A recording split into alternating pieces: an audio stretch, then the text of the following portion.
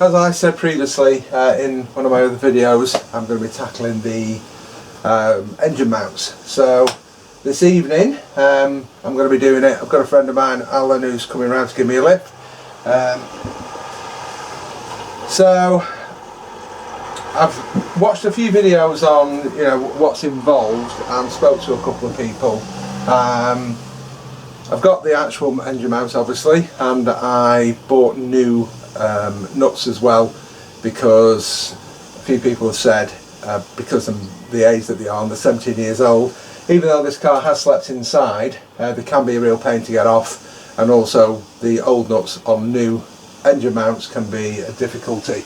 So I've got some penetrating lube and I've already put that on. The actual bottom ones, which are 18mm, the top ones I've not got to yet. I don't think they'll be a problem. I think they should come off okay. I bought myself a deep 18mm socket because the standard socket I think struggles to get them on, because the actual threaded bar from the engine mount sticks down quite a bit. So I bought that, and I also got myself a 3/8 like wobble joint. I don't know what you call it. Yeah, like a flexible joint basically, because I know the ones that are on this side behind the air pump, there's a couple of those which are only 10mm, which are quite difficult to get to, I think.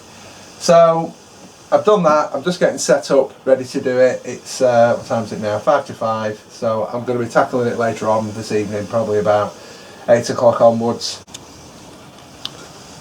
So just have a quick look inside the engine bay of what actually has to come off. So airbox, that definitely has to come off. I think is that the air mass sensor? That is disconnecting. There's a couple of clips there. I think we can just see if we can make it round. Yeah, I can just see the edge of the actual engine mount just down there. So once this is off, it should be a lot easier to actually get to. And then on this side, I think the air scoop, that clips out.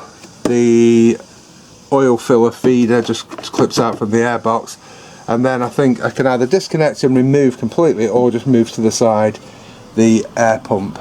If it's easy enough to get off, which I believe it is, I think there's just this top hose here, and then there is a power supply to it there. That's the power that clips out, so I believe that just clips undone. And then yeah, a 10mm there, and further back, let me get this other light on the job. There we go. Another 10 down there. The car's going into Unique Porsche, Darren King there. I've spoke to him a few times, and it's going in for a inspection. It's going to have a bore scope, which it has had by the previous owner, but for more peace of mind I want to get it bore scoped myself. And also we're going to check the coil packs, which again have been previously done, and they were okay. Looking at everything that was replaced by the previous owner, if it needed coil packs, or he had any doubt that the coil packs weren't good, he would have replaced them, because they did so much other stuff. He spent about £6,000 before he even took delivery of the car, doing remedial work, things like RMS, IMS, clutch, flywheel bolts, all the air conditioning stuff. There was loads of things that he did. So again, that's nice. I think it's on its original water pump, which if I do have work done, that is something that I will replace. Engine mounts he obviously didn't do, because I'm doing them now. Now it could be valve stem oil seals, that's the cause for my oil usage, but being a realist, it is more likely that it's going to be something that probably needs some engine work, and the most likely of those, like I say, it could be bore scoring, but the bore scope that was done previously said not. But again, that might have been wrong, or it might not have been done properly. Or the other thing it could be is some ovaling of some of the cylinders.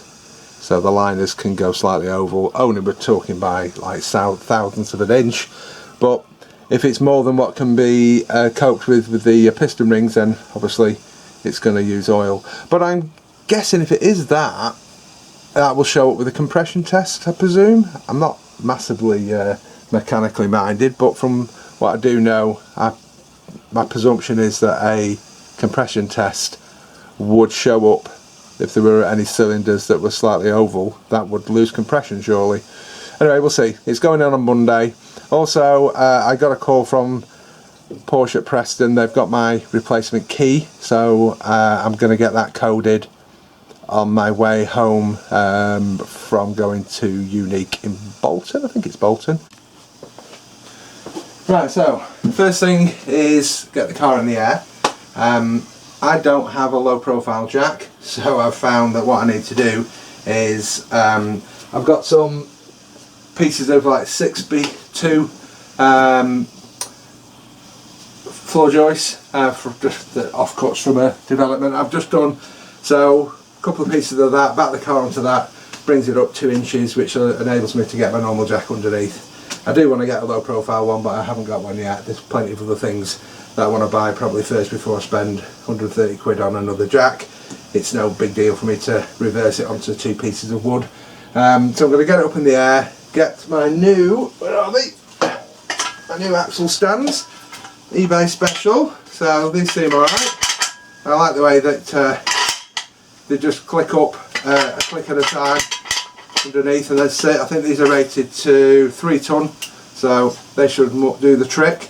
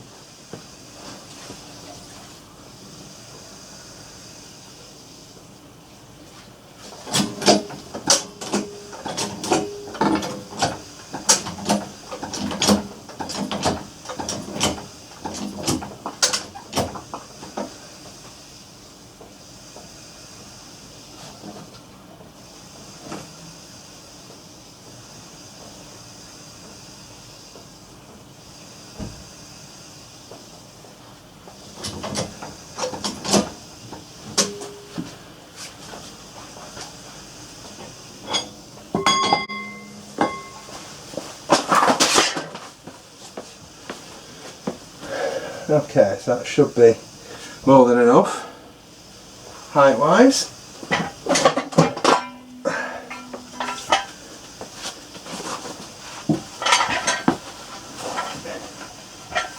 So yeah, I think I could just put this underneath. So I think I'll put it underneath there, because looking at it should be wide enough just to sit nicely in the cradle part. So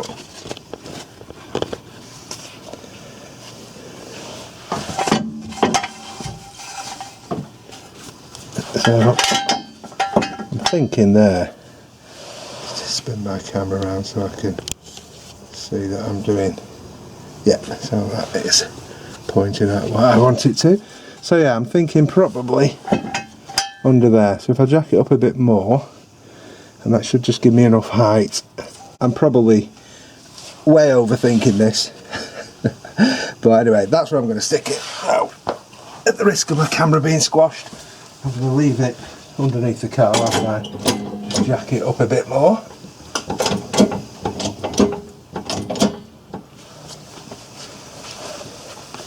Okay.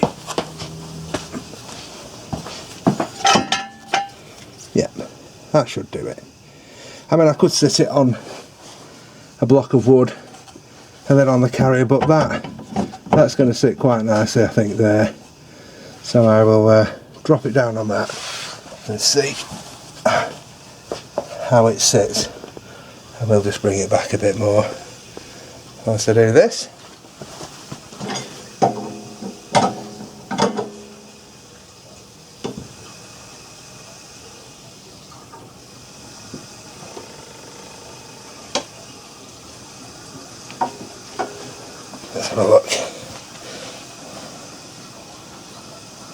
Okay, yep, that seems to be okay.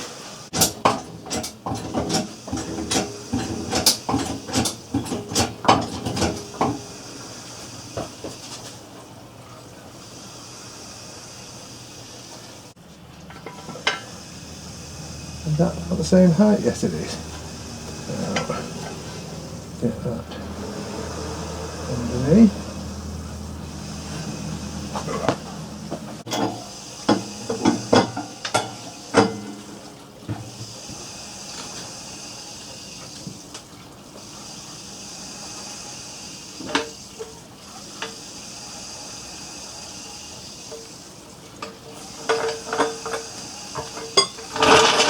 Okay.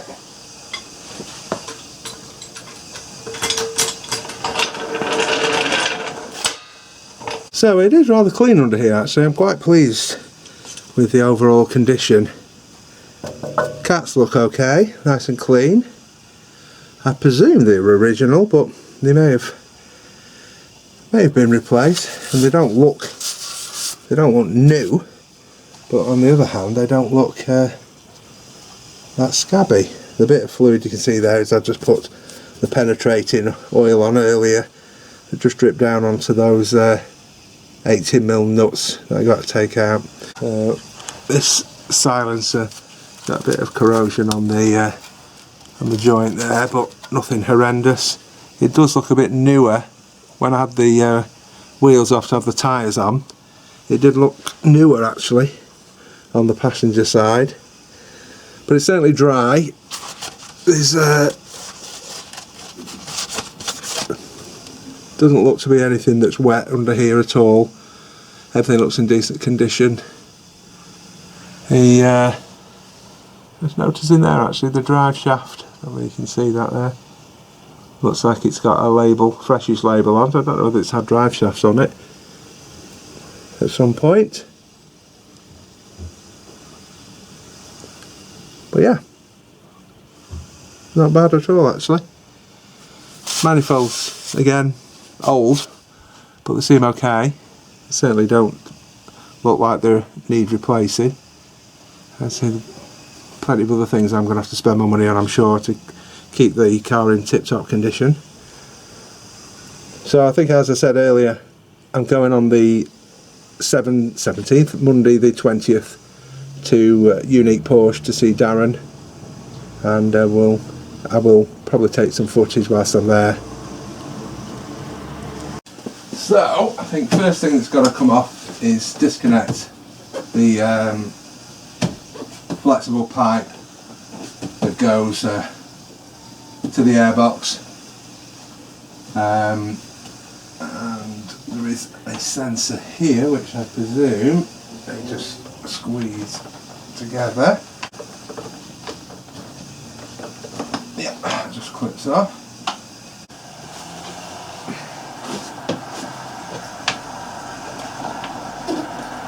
Hopefully my mate Alan will be here soon. I know you can't see from that angle, but I've got my garage door open tonight, because even though the weather isn't particularly good, it's still quite warm. Yeah, so these all just come off straightforward enough.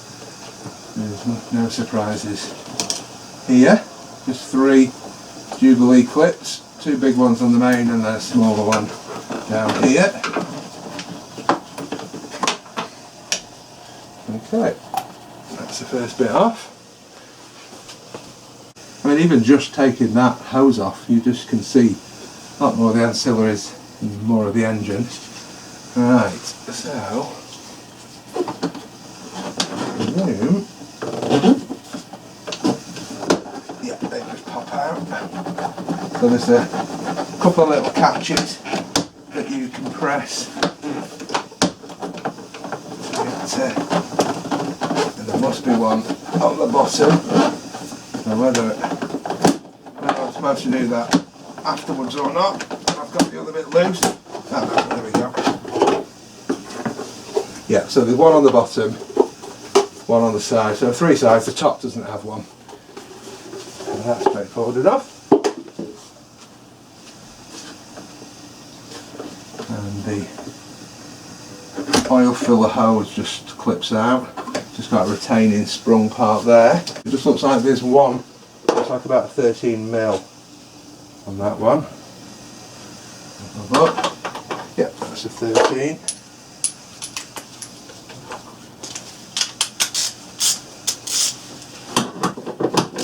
Yeah, that's straightforward enough. Just got a bolt with a rubber bush through the middle.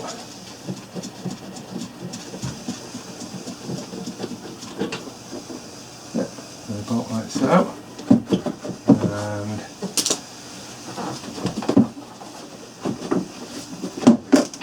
oh, that's cool. So literally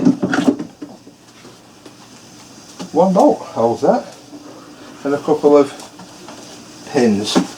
So these pins locate down into, okay, so they go into rubber grommets, and it looks like one of those has just fallen out somewhere, because it's, there it is. You probably saw that and I missed it. Yeah, so they've got a couple of rubber grommets that locate there, so I'll put them back in so I know I don't lose them. Right, so I can now see the engine mount. Okay, so you can see there, that's the first one. So I am going to just stick a little bit of easing lube on there anyway. I couldn't do it any sooner because I couldn't get to it. Okay, I'll just put the air box. Air filter looks like new because it has recently. It was replaced by the previous owner about, let me just think now, probably 1500 miles ago. So very little. I'll just move this camera back a bit more again. Yeah, so obviously it should look like new. Right, so let me get some penetrating lube on there.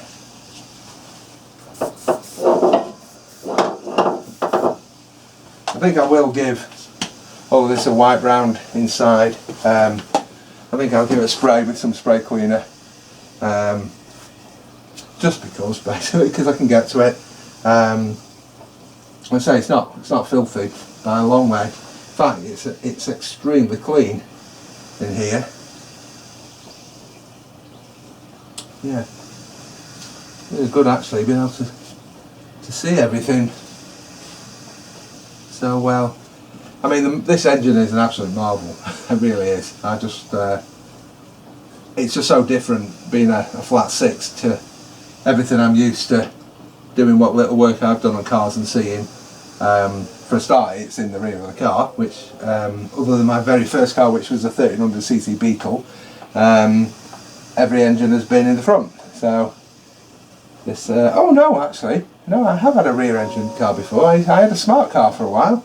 That was rear engined. In fact, you could actually call it mid-engine because it was actually just over the centre of the back axle towards the front of the car. So I suppose you could, at a stretch, call that mid-engine, but I think that's stretching it with a smart car. Although it was a really cracking little car. I went from 0 to 9 points, unfortunately, in a 5-week period, and I had a Mark II Golf GTI at the time. And I couldn't afford to lose my licence because the role I was doing, which was an IT role, and so I decided to sell the Golf because I had somebody who was interested in it, and I bought a smart car, and then I just ended up ragging that around just the same. I put rear wheels on the front so it had the wider wheels all round, and did various other things to it, and it wasn't quick, but it was fun, good fun car, and I threw that thing around. Right, so I'm just going to make myself a brew, and then I'll carry on. Right, so we've got the air pump is off, so as you see it's nice access to that one now. So I think the next job now is we're going to, there's Alan's feet, he's arrived, he's a bit camera shy so I'm not going to point at him. So we're going to get a big block of wood. He's brought his low profile, where's his jack? I've got Jack Envy, look at this. Nice low profile, this is what I want. So if anyone wants to buy me a gift, I'm very unlikely. So we're going to get a block of wood and support the engine, and then get these bolts out, and we'll see how it comes out. So I think what I'll do is I'll stick it on the tripod, the little tripod underneath when we support it. Right, so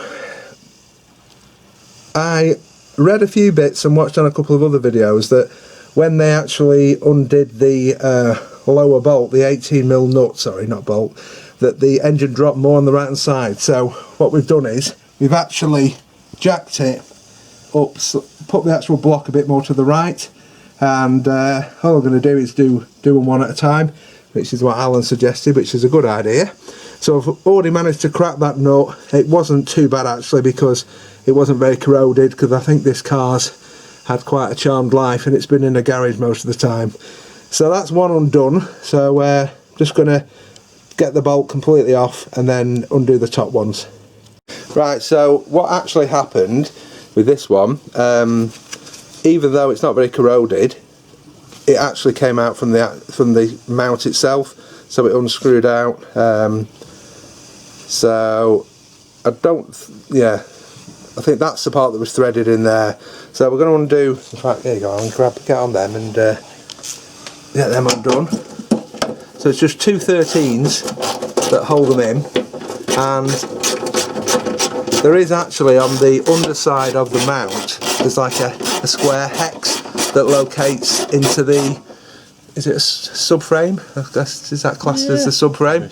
And that is just so when you're tightening up the bottom 18mm nut, the mount doesn't spin. So just going to stick a bit of copper grease on the threads, just because we can. It just means that when it does come out in future, it should undo nicely.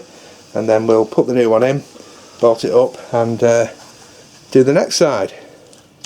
Right, so there you go, so that's a visual comparison. So they weren't knackered, but there was certainly, so that's a new one. So if we just do it, how much it's sticking out, yeah, so probably about 50% more on the actual drop on it. So, and I don't think, just grab that Alan and give it how much play is in that with you. Yeah, there's a bit in there, but they're not stiff, but it's not absolutely knackered. And it didn't feel bad when driving, to be honest. They weren't absolutely goosed, but they are the original. They've got a 2002, is it? Yeah, 31st of the 12th. No, 11/12/2002 is production date on that. So they're definitely the originals. So right, so we're just going to take this second one out. The first one's in.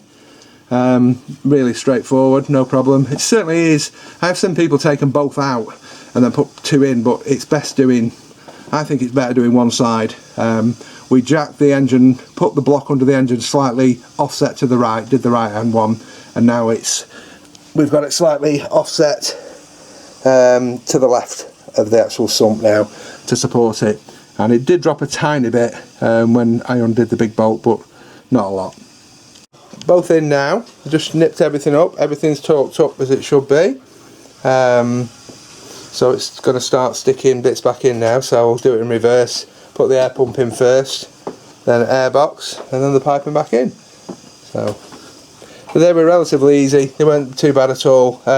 Both of the studs did actually unscrew from the mount though. The nut didn't come undone.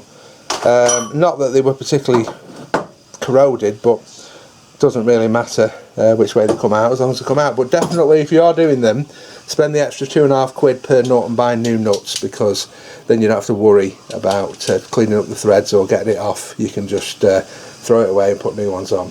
And a bit of copper grease as well, because obviously if they do need to come out again in the short term for any reason, they'll undo easily.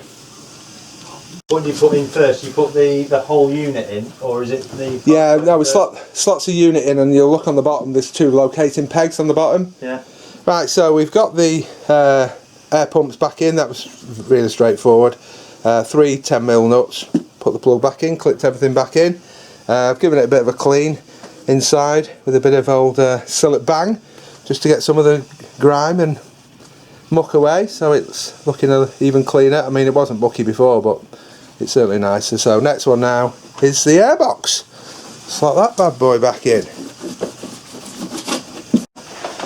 Right, so all back together. So quite straightforward. I think potentially if you were doing it without filming it and we weren't chin wagging and having brews, we probably a 50-minute job, taking it easy. Let's say just to be honest, I think we could have done this without even jacking it up, couldn't we? Because you can get to that nut underneath. So yeah, I think at a push, if you drove the car onto about 3-inch blocks of wood, just to give you a little bit of height, I think you could easily do this without even jacking the car up, because you don't need to get underneath it. All you have to do is locate your bar onto the 18mm, and then you can crack the nut. Yeah, and that's it. I mean, I sprayed some easing fluid on this morning just to loosen them up, but as it turned out, they didn't come out from there, they undid from inside the actual mount itself. So yeah, it was quite straightforward. So going to get it down and then start it up, give it a quick spin and see how it feels.